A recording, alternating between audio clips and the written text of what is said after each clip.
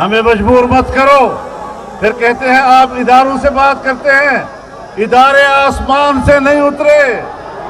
ادارے ہماری سوسائٹی کے لوگ ہیں. اداروں نے تو جرائم کیے ہیں جن کے نتیجے میں پاکستان ٹوٹا ہے.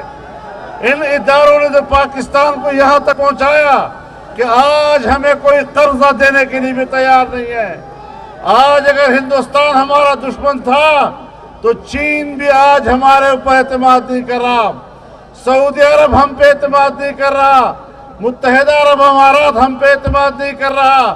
ہمارے پڑوس میں افغانستان اور ایران ہندوستان کی کیمپ میں چلے گئے ہیں پاکستان کے مقابلے میں.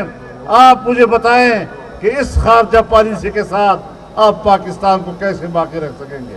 انہوں نے یورپ سے پیسہ لیا, انہوں نے امریکہ سے پیسہ لیا, مشرق وسطیٰ سے انہوں نے ہنڈی سے پیسہ لیا, اور پبلک کو کیا دے رہے ہیں آپ دیکھ رہے ہیں.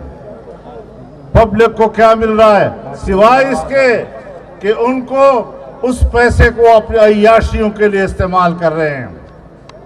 انہوں نے خواب دکھایا تھا ریاست مدینہ کا, لیکن قوم صبح اٹھی تو ان کا رخ کوفے کی طرف تھا.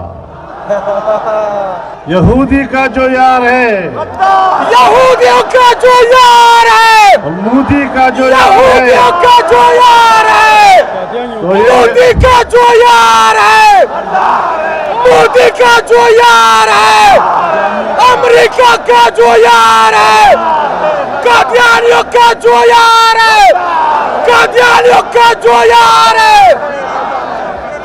تو یہ یہود و ہنود دونوں طرف سے ان کو سہارا دے رہے ہیں. اس اجتماع کے دائیں اور بائیں محتاط رہیں, ایسے لوگوں کو سہارا دینے کی کوشش نہ کریں.